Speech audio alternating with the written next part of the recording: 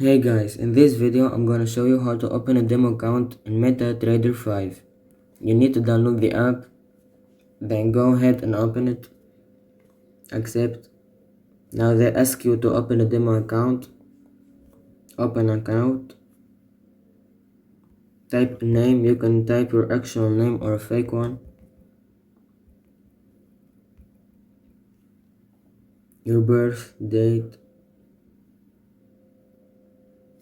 your phone number, you can use the fake one, an email, I'm gonna use the fake one.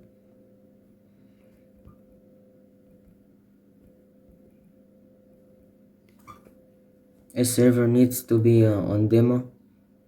The account type is the currency that you want to trade with, the levers, then the money that you want to get in the account,